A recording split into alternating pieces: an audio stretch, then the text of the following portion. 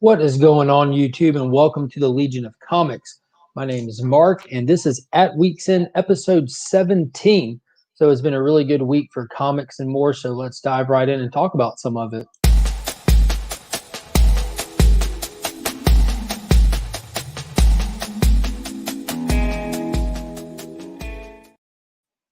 All right, if you haven't already, be sure to like and subscribe to the channel right there.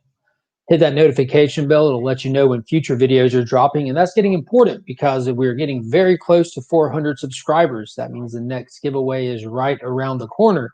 I think I'm about at I think it's at like 379, so it'll coming up quicker than I expected. So thank you to everyone who subscribes to the channel and checks out the content. Make it really worth it. It's really fun interacting with everybody. So as always, as my token of appreciation, I like to give back to the community about every 100 subscribers. So I'll be doing another giveaway. So before we dive in to see what all came out this week, let's see who's all in the chats already. We have Lucretius 1971. What's going on, buddy? Jeremy from Remy Q Studios. How is it going? We have Sigma Comics here, which is awesome. I'm glad you could make it. We are going to be talking about his comic book tonight, which I have right here.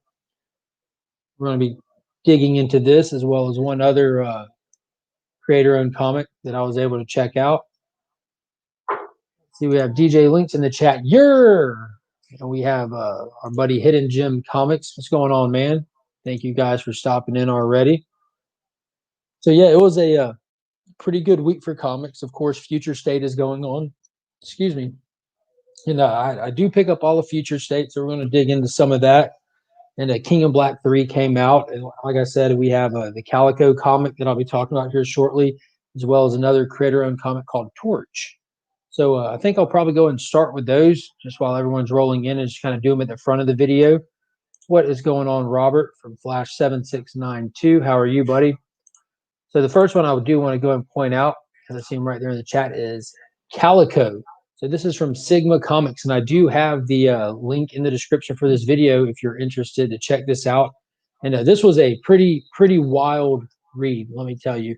It's from H.H. Sherman, and the art is from Javier, probably going to mess this up, Orabirch, but man, it was definitely one of the, when it comes to well-written and well-illustrated, this is definitely higher up on the list than some of the stuff I've seen from Kickstarters and stuff like that.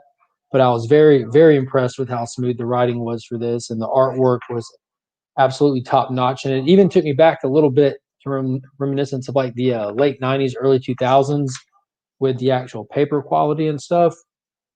But it was really cool. So the concept behind this is this main character here, Calico. He's a big anti-hero, so he fights for animal rights basically, and not necessarily for animal rights, but he's just like the it's like living karma for people who are bad to animals. And the whole backstory for him is he grew up kind of getting bullied, and he then kind of from his first issue, it seems like he then kind of sees the way that animals being misbehaved, and he kind of pictures these people as like the ultimate bully. How can you pick on something so weak? So he kind of just balances those scales with extreme justice, and I do mean extreme justice. This is a mature read. It's pretty wild, some of the punishment that he throws at these people, but you do get a little bit of his backstory in this. You find out that he is a self-trained fighter. He's constantly in the gym. He's training himself, mind, body, everything, and he has this multi-million-dollar suit that he wears.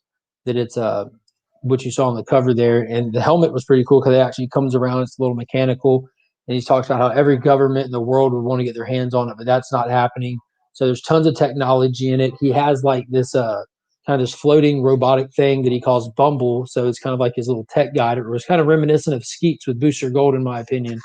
But they don't get into a lot of how he has his costume, where's tech support's coming from, how he has his resources. This is only issue 1, and as you see from the cover, it's an 8-issue miniseries. And but yeah, the artwork was fantastic. There was a self-contained story in this that gives you plenty of backstory, and I was overall impressed. And it was extremely graphic at times, which I actually enjoyed, because I going into it, the concept kind of seems like it wouldn't be something you expect to get that much graphic content from, but yeah, it was extreme. See who else was popped in here. My buddy Bart, you look like you just escaped from jail. I might have, Bart. I would have to go first to have to escape. What's going on, Ruby and Guzman? Cowabunga fam. What is going on? And congratulations to Slotted Up. He just had a celebration tonight for his 250 subscriber mark and past 300 subscribers before he had a chance to celebrate. It was a really good time hanging out on his live. Me and my wife sat here and cracked up while him, Gary, and Jimmy did the one chip challenge. But thank you guys for popping in. I was just talking about this book I have up on the screen. It's called Calico from H.H. Sherman. And if anybody's interested in it, it's definitely a wild read, not for the faint of hearts. It's not a kid's book at all.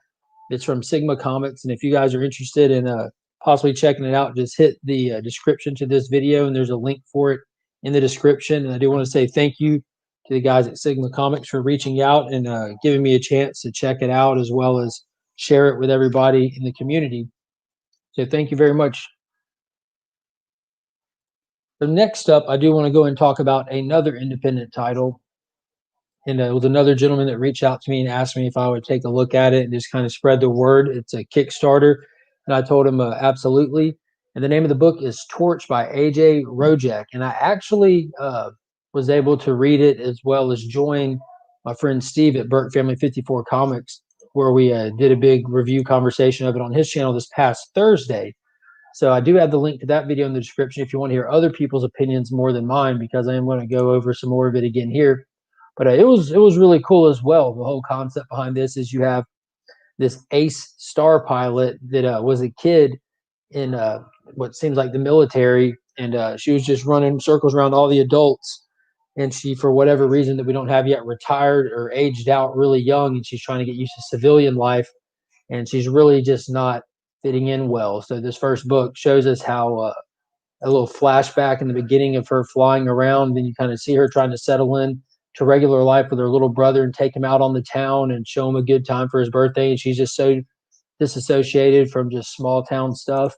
So she kind of just naturally gets into a little rumble just to get some excitement. And that trouble leads them eventually to have to go on the run and back out. So it's kind of just showing where her unrest is just pushing her back to the stars, basically. But again, this was an enjoyable read. The artwork was great in it. And you can find this on Kickstarter, and the link to that is in the description of this video as well. And I do want to say thank you to him for also reaching out and letting me check out his project. So thank you both, AJ and HH from Sigma. I appreciate it. I definitely enjoyed them. And getting into what happened this week in other comics and stuff. So let's see. Right off the bat, I do want to go ahead and burn through King in Black. Now, I haven't been picking up Venom or Thor, but I do kind of keep up with the overall gist of them. And I did start picking up King in Black just to be able to talk about it with everybody. And this issue was fun. It was enjoyable. The artwork was great. I feel like in the overall story arc of King in Black, nothing happened. It was total fan service. It was a great fight scene. I really enjoyed it. And as you can tell from the thumbnail, Thor took one to the back. So Thor shows up out of nowhere. I'm not sure how this fits in with the continuity of what's going on in his book. It doesn't really line up exactly. But maybe there were COVID delays with the Thor title. I'm not sure if anyone's aware of if there were or not. Let me know, because I can kind of picture like maybe the Thor title, if Johnny Cates plans on it, kind of lines up and pushes into this and then goes past it. But it was absolutely fun. We see that the equal and opposite of Null is the Silver Surfer, and he's on the way. And of course, he's Silver Surfer Black still. But I'm assuming, just from what everyone's told me about Dylan, that Dylan's probably going to be able to just strip that right off of him and get him right back to his normal self.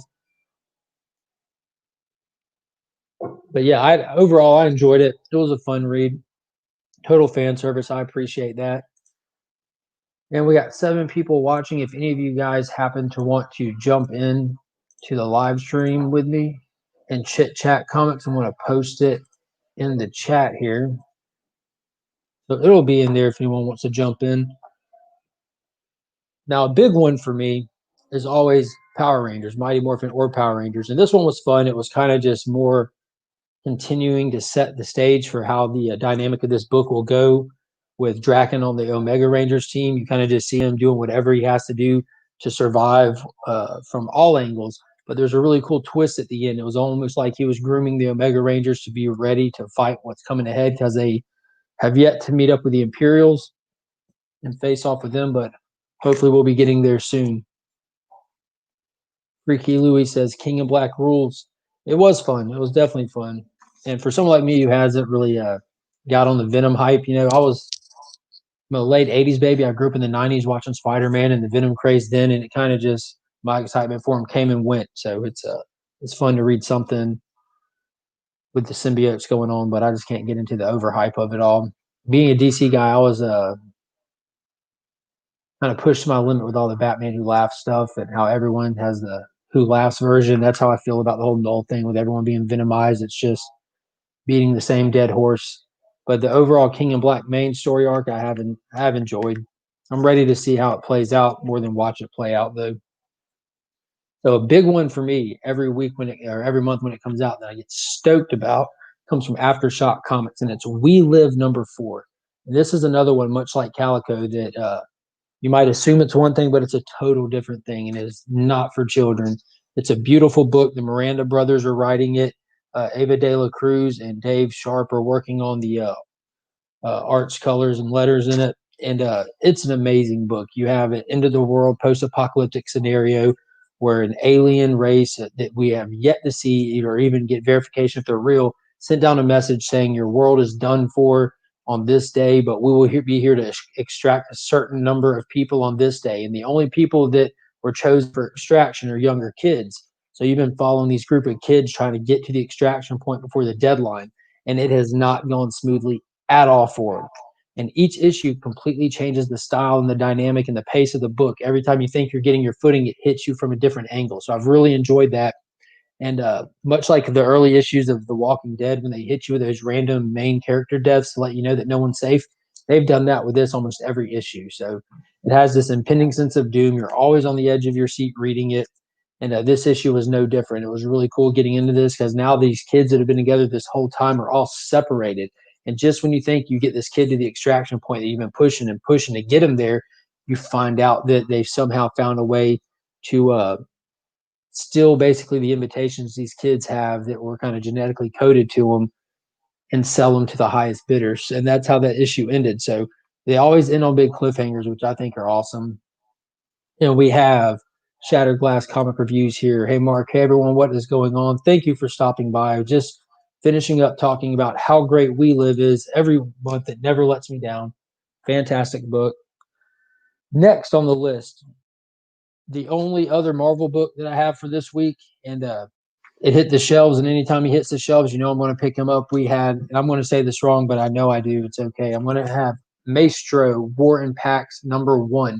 I know it's Maestro, but the first time I read Future Imperfect, I was like a little kid, and I just pronounced it properly and not like I was Italian or something. So I said Maestro, and it's just always stuck with me. It's stuck in my head. I'll always call him Maestro, despite the Seinfeld episode, despite knowing how it's really supposed to be said. But I pick up all the covers for this. Now I did not get that 1 in 50 hidden gems variant from Gary Frank. I might track that one down later down the road if I need to, but I'd have to find that at the right price. But my shop really looks out for me. He pulls all the covers for this for me. I did get the 1 in 25 variant from Bennett, which was awesome. But we'll go through these covers. I think this is Stegman. Yeah, there's the Stegman variant, which was an awesome cover. Him just sitting there brooding. Let's see. I'm not sure who did this variant, but it is another beautiful cover. Him standing there looking up over Disotopia with his crown on. That light hitting him, just awesome. Now, this is my first Scotty Young variant. I'm not a fan of Scotty Young. I don't think he has bad art. It's just not for me. I'm not really into the pop style looking stuff. I do have some pops, but it just looks a little poppy to me. But I do like this cover. Maybe it's just because it's right up my alley with it being Maestro. But man, I love it. Thinks it looks good, guys. Thinks it looks real good, guys. Now, when I saw this, I didn't realize this was a spoiler cover because you have Doctor Doom up here, and the book ends with a little Doctor Doom thing, and I'll talk about that here in a minute once we go through these covers. But yeah, I thought that was awesome. So that kind of gave me a good appreciation for Scotty Young I didn't have before.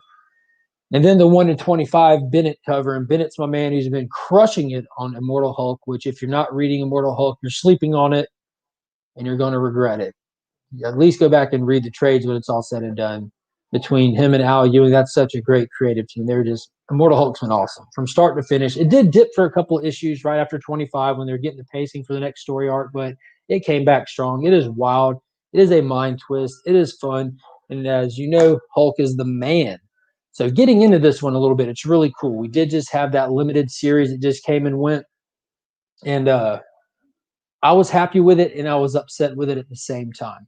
So that was like the first time we're really going back and telling the story of Days of Future Past from present 616 to how we got to that point. Now, you've always thought about it for all these years and speculated of what could have been and this and that. So there's always going to be some expectations that aren't hit in that scenario because we've sat here and talked about it or thought about it for so long. There's no way that someone writing it in their own mind is going to have the same thing that I thought in my mind, especially as I'm a kid, pretty wild and imaginary when you're young. Let's see. Freaky Lou said Scotty Young's Hulk is always awesome. And I'd have to go back and look at I've seen plenty of them. I can't disagree with that. But just having a book I know that was going to end up in my pool list, I didn't even know he was doing a cover. I didn't really care which covers that they were doing. I just asked for all of them. But I was definitely happy with it. Thank you, Dave. Immortal Hulk is amazing. But anyways, that first Maestro series that just wrapped up, it just moved too quickly. That was my only complaint. There was tons of awesome elements to it. You have like him waking up and he had been in suspended animation through the majority of the fallout of the planet, which right off the bat, I'm like, oh, that's cool. Then I'm thinking to myself, wait a minute. Why didn't he get to be involved in that? Why didn't we get to see how all that played out? And I guess they were just trying to go ahead and get us to the transition of power from it was Hercules at the time who was running things to him. That's the point of having that time era of story. But he wakes up and he gets out of this lab and he was like sitting there talking to MODOK, who had been monitoring him, which was cool as well. And he moves on, and the first group of people he comes across is Aaron Stack and a band of survivors that are living perfectly fine, self-contained in Washington, D.C. And that's important in that because we see that early in the first series, but we see him go back there in this series. So when this series starts off, there's a little band of resistance, and he just comes in and pretty much murders all of them. Women, men, and children. Whoever wants to get it can get it. He don't care. So from there, you kind of just see him brooding and thinking about how people got us to this place to begin with their free will and their poor decision making, and how if he was around, it probably wouldn't got to that point. Why does he think that? Well, because he's a little crazy at this point. So he decides to look at this post-apocalyptic existence idea, where if everyone just does what he says, everyone will be fine. Free thought out the window. So again, that post-apocalyptic existence. So you can either have war or submit to his post-apocalyptic existence. And most people aren't going to, so you're going to get both. And the first thing he thinks about is going back to Washington, D.C., to where Aaron Stack, aka Machine Man, is, and explaining to them that you can either give me all your rations, I'll pass them out as I see fit, and you can submit to me, or you can go to war with me. So naturally, Machine Man says, let's go. He's not with it. He's not about to be with it. And there's this really cool fight with Machine Man and Maestro, and it really was cool. I enjoyed it a lot. He was pulling out his little gimmicks and everything. I kind of thought he looked a little reminiscent of Gambit even in that shot right there, which Gambit's always been the coolest X-Men, always will be. You're going to have to invent a brand new amazing character to top that guy. I don't think you can do it. But Machine Man's just bobbing and weaving, dodging and moving, and Maestro can't get his hands on him for a minute, but he finally does, and he starts talking trash to Aaron Stack, saying, what are you going to do now? He rips his head off. And he's like, and Aaron Stack finally tells him that I don't expect that I can beat you. I'm just distracting you. And this whole time, that was just a secondary body. The real Aaron Stack was on an airplane with all of his people and then blows Maestro up. Of course, it doesn't kill him, but in a book where you know the ending, where you know that this guy is going to just win in the end until Banner shows up, there's really only two options. You either lose the fight or you survive. There's no winning. So surviving is winning, and Aaron Stack survived. So we got one up on him, and it was cool watching Maestro crawl out of the rubble and look at his people and say, "Don't tell anyone about this." He was humiliated. He knew it. He took that first loss. He's probably going to take it out on every other survivor that's living in his city because he can't get his hands on Machine Man. So I really enjoyed this one. It was fast paced. It was fun. And now that we're kind of past the initial story of him getting on the throne, I think it doesn't matter what they do, it'll feel a lot better than that first series. But it was really fun. See who else has popped in here. What is going on, Chip? Chip's got an awesome YouTube channel as well. If you guys haven't already checked him out, hop over there, give him a like and subscribe. Comics and Death Metal, how is it going, man? Hey, hey. Mark Spector saying hey to everybody.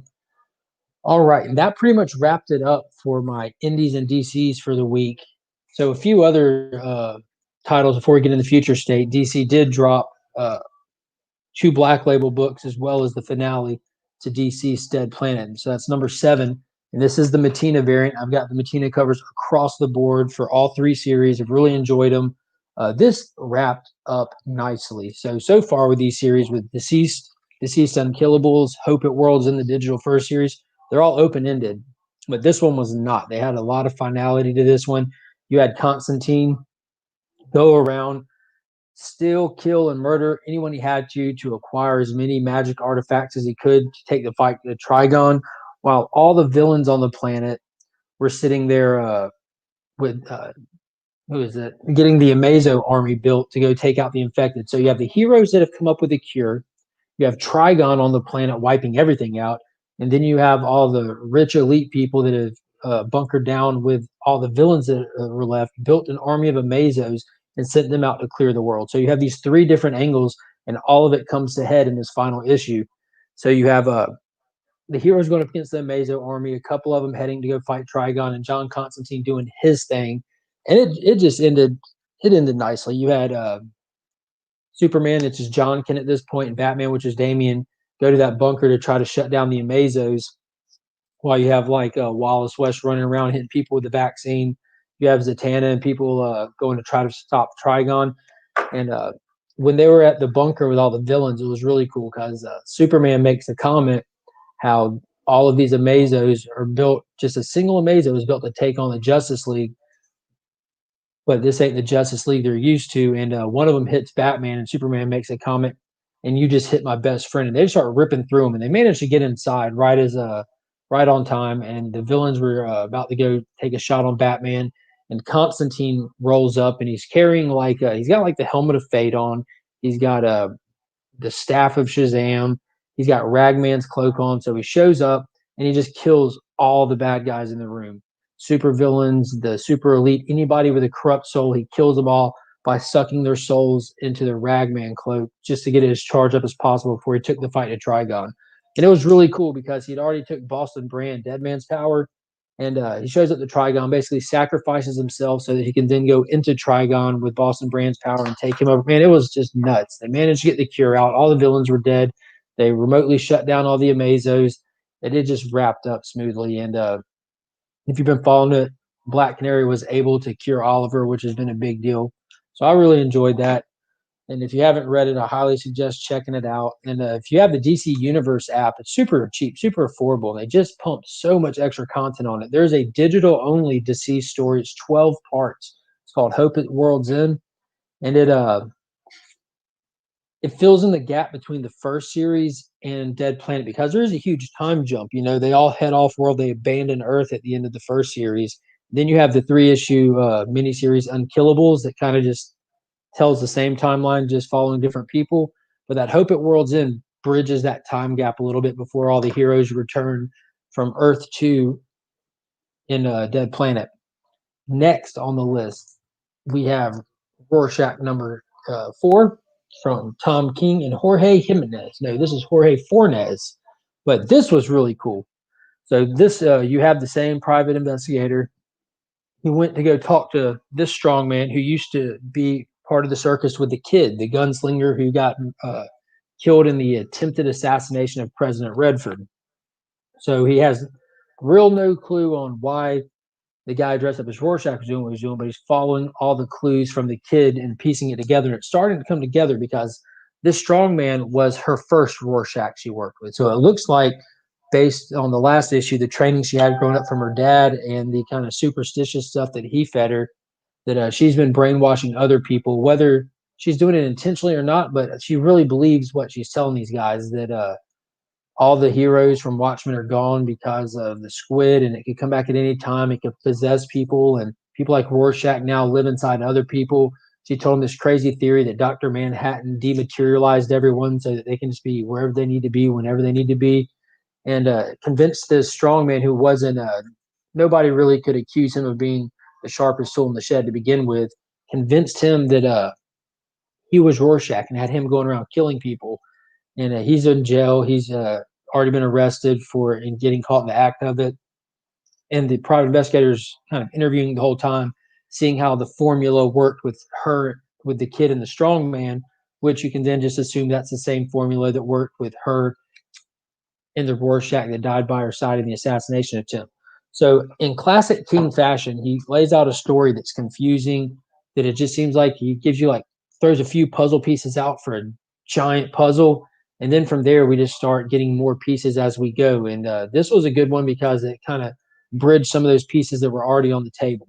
And that's what I really enjoy about Tom King's writing. I can't necessarily defend him on like an ongoing series, but a series that has a definite end that he's working within a parameter, he does a great job. Like, he knows how to structure it just right to make it exciting, to make you not have. I enjoy not having all the answers. I enjoy having to discover the plot and what's going on with the characters of the book. So that's what I really enjoy about this, is we got some of those major puzzle pieces. Let's see. Need to go pick this up now. I think he's talking about Deceased. Yeah, it was really cool. I really recommend it. It's wild. It's off the reservation. Whack Comics is here. What is up, brother? How are you, Lee? Hello to everyone. Kyle. Lee from Whack Comics just showed up and said, I still have the Pokemon theme song stuck in my head. I just got done telling my wife about how I started my day off. Lee at Whack Comics posted an amazing video today. I'm talking top notch. It was a 4-hour long video singing the Pokemon theme song. Now, you might think that sounds crazy, and it might be. That's not the point. It was incredibly entertaining. As you go, you watch this descent into madness. You watch it unravel in real time in front of your eyes. And the impressive part is, I talked to him shortly after he posted that video, and he'd already snapped back to sanity. So that's impressive. Hats off to you, brother. But everyone should check out Whack Comics. Give them a like and subscribe too. Those guys put forth a lot of effort and energy into that channel, making it fun and entertaining. And they do a lot of original content that other people are not willing to do. So the final book before we dive into the future state stuff is also from Tom King. It's Batman Catwoman issue number 2. And this is from Tom King and Clay Mann. And I can't say this enough. Clay Mann's art is amazing. I love the way that he draws Selina's costume. Batman just, it almost looks reminiscent of Jim Lee with a little bit less line work. But dude, I've just been amazed with it. You see, you have the Phantasm shadow up there. So this one, we're actually seeing the Phantasm taking out a few people. You see a little more backstory with Catwoman you see where she's working with the Joker under Batman's nose when she's supposed to be at a point with Batman in the relationship where they're like completely honest with each other and straightforward with each other, and it's not the case. And then you're seeing the older Catwoman and Joker, where we left them sitting in the trailer talking about how Bruce is dead and how she's going to kill the Joker for it. And it was a really cool moment because she's sitting there talking to the Joker, and he's old, but he's still all calm. And oh yes, let's hear you talk about Batcat. Working on it, and he's all calm. And it was pretty cool because he's asking her how she's going to kill him, and she's like, "I'm going to take my hand and I'm going to slit your throat." And his immediate response was just talking about how she had done it before, like been there, done that. And remember how you held my hand to my throat, blah blah blah. But it was cool. Again, like I mentioned with Rorschach, how they throw all these pieces out there for you to like piece together as we go, so that you're not working with all this extra knowledge that the characters in the book don't have. He's doing the same thing with that with this. Now he does time jump a little bit in this. Like there's just like with that Rorschach book, just like with Mr. Miracle, just like with Strange Adventures. I don't know why people get surprised if you have a hard time following them. I get it. A lot of them work better in getting it in collected when it's already come out. I enjoy reading them individually, but there is a lot of different time errors in it where you get flashbacks like on just a page or two, then it changes to the next one. And I've heard someone mention that they would really appreciate it if you would just put like years in it or something. But I think he differentiates each year or each kind of little time era with their costumes, because her costume changes in each one of them. But I thought it was cool. They Batman and Catwoman are onto the Phantasm out there killing, so they're getting ready to probably start doing something about it. They just kind of, it's only issue two, but you get her killing, you get them realizing it's her and that they're going to have to go after her. We still don't know how or why Batman's dead and why Catwoman is specifically blamed the Joker for it. But it looks like the Phantasm is going after all of his old henchmen that have ties to Catwoman as well. So we'll see where it goes.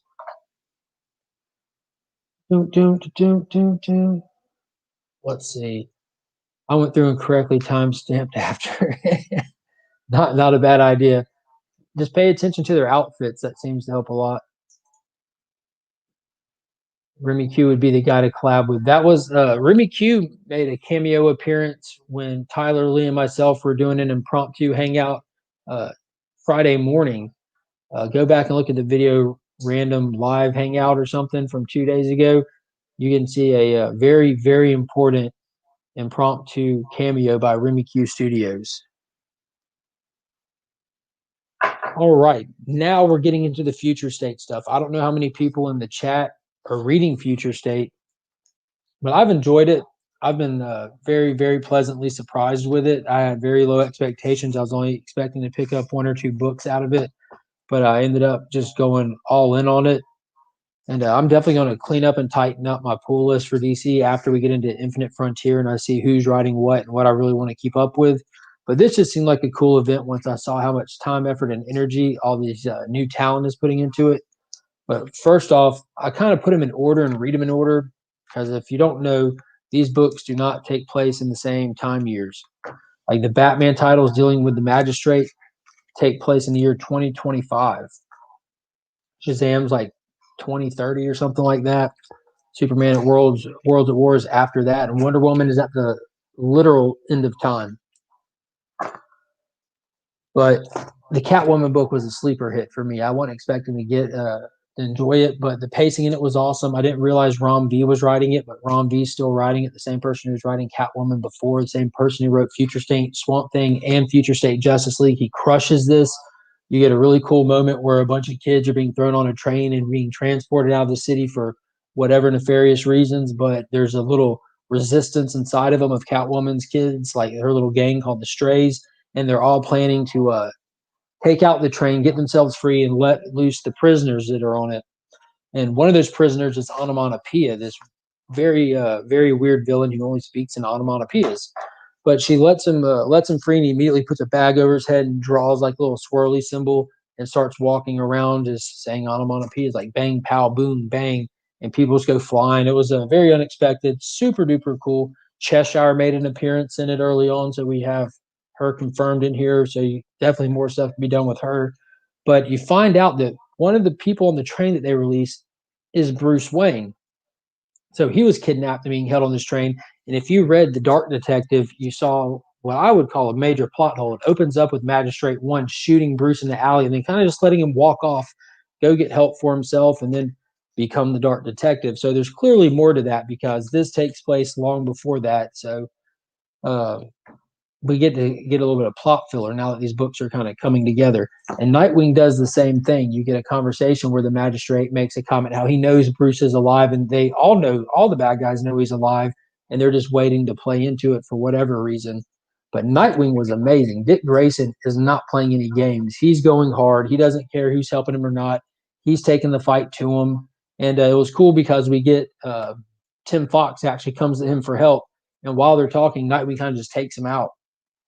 And while they're talking, all the bad guys show up, and it's because Nightwing brought them there because he's sick of waiting. So the next issue of this, I'm expecting to be amazing. Just Nightwing and the next Batman going at it against the corrupt magistrates men. Now, the next Batman would be the next one on the reading list in order. Now, this one had an inflated price tag and a couple of bonus stories. So right out the gate, I'll tell you the bonus stories in this one were trash. Both of them, just absolute trash. I haven't had one yet where I did not some level enjoy the backup stories. So the Gotham City Sirens, I don't know what was up with it. It doesn't even seem like it's in continuity with anything in Future State. It has characters that are appearing in other books and different costume designs and different styles. The story meant nothing. So I don't have a clue what was going on with that.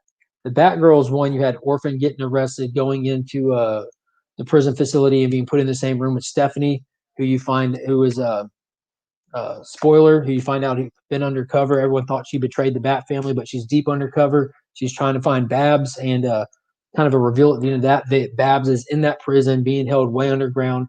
They think it might be Bruce down there. They're not sure if it's her, but they're going to get whoever it is. So that was kind of cool. Just as a lot of unnecessary build up to that. Like they could have given us a different story to tell that big like little moment at the end, but it was kind of slow. But the next Batman book was cool. You have him on the case of some people getting killed and stuff. It's kind of just classic Batman stuff. He's detectiving. He's doing his best to detective in a city that he's completely outlawed. He's public enemy number one. And it looks like he can't do it himself. And that's why he goes to Nightwing and the Nightwing title. So it's really cool seeing him reaching out for help. The same thing that was cool about issue 1, seeing him do it by himself, is that kind of aspect of Batman in the years where he was just solo dolo. It was cool seeing this guy not be afraid to reach out for help. And we also find out that he does have someone in his earpiece. He has his own oracle of a sort. So I'm excited to get into that. Now, a big one for me this week that I thought was amazing. Hold on, let me check the chat real quick. I kind of just get running. You said Robin was good as well, right? I asked because I didn't get that either last week, but might need to pick them up this week. Robin Eternal was the sleeper hit from last week, without a doubt. The Tim Drake story, another one I didn't plan on picking up, but after that first week of Future State, I decided to go in on it. And timeline-wise, it was the first one to read last week. And I read it, and I was just blown away. The pacing, the storytelling, the artwork in it. And there's some beautiful panel-to-panel work in it when it gets into the fight scenes. And I don't know where they're going with this, but that last page of Robin Eternal had me hyped. Absolutely hyped. Onomatopoeia was created by Kevin Smith. That's really cool. He's done some questionable things in his career on comics. That one seemed to have paid off in this issue of Catwoman. It was really awesome. I like seeing these smaller kind of throwaway characters and villains being used in a really cool way. And then there's times when they're used in a throwaway, because that's what happens in Shazam. This was really cool. So starts out with him in hell trying to keep someone in prison. And I forget this dude's name off the top of my head, but he makes a deal with him. Basically, Shazam's talking about wanting to stay in prison or stay in hell to keep this door closed in prison. We don't know who they're holding in there. And this is being shown in a flashback, and then it kind of flash forwards, and you see that Captain Marvel or Shazam, same person. It's always going to be Captain Marvel in my book. But you see where Shazam is kind of acting weird. His team is starting to recognize it, the Question being the one that's kind of really noticed it. And they go to like foil these bad guys, and they see that the Creeper is getting taken, and he ends up killing the Creeper, just murders him, and no one notices him do it. And you find out, long story short, that when he was in hell trying to hold that door shut, this guy explains to him that it's not going to work. The only reason you would be so strong down here in hell is because of Billy's essence. There's no way you can stay down here. So they make a deal with him to separate Billy and Shazam, and Billy stays down in hell holding the door, and Captain Marvel goes back up untethered from Billy. So it was cool seeing a testament to how good of a kid Billy really is, and seeing the ramifications of not having that moral compass inside the champion there, inside Shazam. And I'm sure there's going to definitely be more to it and why he snapped. And this is definitely supposed to be tied in to the events of Teen Titans, which is tied into Flash. This is a couple years past that. So there's supposed to be a long break from the fall of Titan's Tower in the Shazam book. So I'm thinking he might be holding the 4 Riders of the Apocalypse down there, because we've seen from the Flash books that Famine has possessed Wally and murdering everybody like crazy. And then we saw in the Titans book, Teen Titans book, that they were dealing with the Riders as well. And in the first page of this, they mentioned the 4 Riders. So I think that this might be the aftermath of all those events, and they're still fighting that fight. And maybe it's going to be him that ends it all years later, because it says that he's been missing for a while, and this is kind of him coming back. Next one on the list, Superman, Worlds at War. Now, this one had mixed feelings about. Overall, I definitely liked it. When I first read it, I was a little upset. This is the one I was the most excited for with all the announcements of Future State. And I wanted to see Clark there with a Kingdom Come S on his chest, battling it out in the gladiatory arena. And we get to that point. We just don't get through that point yet. So you see that it starts out in old school Smallville. This girl from Metropolis travels there and gets off a bus, and it's kind of showing you what the world's left like without him. So you have all these different vendors and people kind of set up, taking all these different advantages and different aspects of Superman. Some of this hawking stuff. You have people there treating him like a religion, looking at his old chemistry papers as a scripture and trying to find meaning in them and stuff. And then you have that goes on kind of for a while, and then it kind of shows you where he's at. They have like this kind of ceremony where they're talking like, who is Superman to you? Where do you think he is, kind of thing. And then it flashes to where he is, and you see Mongol on War World, and you're kind of seeing this Coliseum, this battle arena, and the crates being drug out, and you see people talking, and you see a speech bubble saying, "What's your name? What's your name?" And dude tells someone says their name, and they bust a crate open, and you see Superman stand up with a sword and tells the guy, "Well, stay behind me, and we'll both go home after this." And you see him like just kind of getting in the way of the fight for the guy. So he's still just putting himself out there. He's still being the hero. There's some dialogue that's mentioned that points out where he's kind of depowered or he's weak or something. But there was major backup stories to this one. So when I got to that ending to the actual Superman title, I was a little bummed out because I wanted to see more War World. I wanted to see more Clark, more context, all that. Well, every bit of the bonus titles gave us more context. So you had started out with Mr. Miracle, who was showing up there and kind of working his way around there, just kind of getting the lay of the place, kind of figuring out why he's there. Then you have this Black Racer story in there that was really cool, who is kind of a new iteration of the Black Racer we haven't seen before. She's on one of the outer levels of War World, starting to try to free some of the people that are there. And then you had this Midnighter story that was absolutely insane, where it's just fast paced, ultra violent, running through the whole thing, fighting. And he gets to the end of that one, and you see that he's face to face with Apollo. So it had a cool cliffhanger. I'm excited to see where that one's going to pick up. And all those bonus stories took place on War World. So we're getting all these little different aspects of things happening on all these different places of War World, and kind of setting the stage for it. And when it was all said and done, I was a little bit happy that they didn't just jump right into this and burn through it, because there's not a lot of like to tell. You know, that kind of story's been done. He's been on War World before. We've seen it done in other books and other styles. So I'd rather it have a better build up and then kind of get to it in the next issue, because these are only 2-issue events for the most part. Like there's only 2 issues of Superman Worlds of War, I believe. So we can't just burn it all in the first issue. So the final one for this week, and it was probably my favorite of this week, it was the Immortal Wonder Woman. So this is the first title with Diana that we've seen since Future State started, and it takes place at the literal end of time. The world is gone, it's dead, it's dying. The only people we get confirmation of are the Amazonians left in Themyscira. We see that Swamp Thing is planted there as a tree, and he kind of says that he's dying, kind of says that this world's no longer, and she's trying to convince her sisters that there's time to leave, and they don't want to leave. She feels that there's a great threat coming, and they just said they want to stand and fight. They're done running. If it's their time to die, it's their time to die. It is sad, baby. My wife said that's sad. It is sad. And Wonder Woman, she just says, all right, well, I'll stand here and fight with you. It is what it is. She'd rather stay there and fight with her sisters at this point than just go who knows where for whatever reason. You know, you don't know what else is out there. But it changes scenes to Apocalypse, where you have like Bard and Orion begging Darkseid to help them. That this reality destroying event is coming their way, and he refuses to help them. He just doesn't care. And it kind of reminded me of the event happening in Generation Shattered that came out the week that Future State started. And that'd be cool if it was somehow tied into that to give us some kind of thread through all this to take us from death metal to Infinite Frontier with some kind of connecting thread. We don't need a lot, but it'd be cool to have some stuff sprinkled in there. But he ends up just dipping out on him, letting him die, and he's on his way through the cosmos to Earth. And as he's coming down, Wonder Woman and the girls see him, and they go to try to stop him. And when he crashes, he's not by himself. He's somewhere along the way. Like Superman tried to intercept him, and it just didn't work. And Superman's old. He's got this cool beard. He has this kind of newer suit. So I don't know if it's supposed to be Clark or Jonathan. So I'm excited to see which one it's going to be.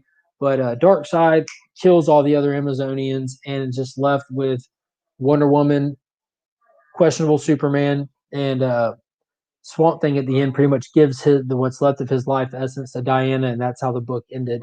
And there was a bonus story in there for Nubia, which was pretty good. It was a cool little side story with Grail going around different museums, stealing these artifacts to try to unleash ultimate evil on the world, and Nubia's out to stop her. So that was a really good backup story. It wasn't nothing great, but just as a standalone fun adventure read, that's what it was. So definitely enjoyed those. It was a strong week for comics, in my opinion. There's a big indie week coming up next week. A lot of great indie titles will be dropping, so I'm excited about that. Of course, the regular Future State Hall. But lastly, I think the only thing that I really have to mention is WandaVision issue 3. Episode 3 came out this past Friday, and I wasn't too impressed with the first 2 episodes. I think that they recreated old sitcoms very well, but I think old sitcoms recreated old sitcoms very well. There was a bunch of them to watch back then. I don't really need to see a WandaVision version of one. I was just mad there wasn't much plot, but this one kind of came with more plot. You know, you get the birth of her kids in this one. You get a sword agent in there with her and kind of breaks her reality. And then at the very end, even before the end, you get the neighbors kind of leading on that they know that they're not in some kind of fairy tale world. They know that they're playing a part, which is a big deal as well. At the end, you get that sword agent thrown out of this reality and you're into the real world. It goes widescreen. You see like all these military agency vehicles and housing things set up around what looked like it could possibly be like the event area where Wanda just fractured and messing everything up. But it was really cool. I'm excited for the next one, and I'm glad that it's kind of getting moving at this point because I want them to pack as much plot and story content into that as they can. But that was pretty much it for my experience with comics and more for this week. I'm looking forward to next week. I've already posted my new comic book day video yesterday, so if you haven't checked out what's coming out this week, what I'll be picking up, go check out that video. Let me know if I've missed anything, and definitely go check those links in the descriptions and check out Calico from Sigma Comics as well as Tourch. Those are 2 definitely enjoyable reads and way different from each other. So check them out. See what you might think of them. Give those guys a shot. You know, those people don't always get enough credit because there's some good stuff out there that goes unnoticed often. And then if you want to check out my Instagram, that should have the link in the description after this post, as well as my Facebook page. You can always find me, message me there, follow me there. Absolutely, man. And this is that's the guy who wrote Tourch. I had a full review at the beginning there, and it was definitely a great book. I enjoyed it. But yeah, WandaVision. Yeah, it was definitely decent. It picked up. But thank you guys. I'm going to go sit on the couch and get ready to go to bed. I appreciate everyone stopping by for the show. And until next time, guys, I'm Mark, but we are Legion.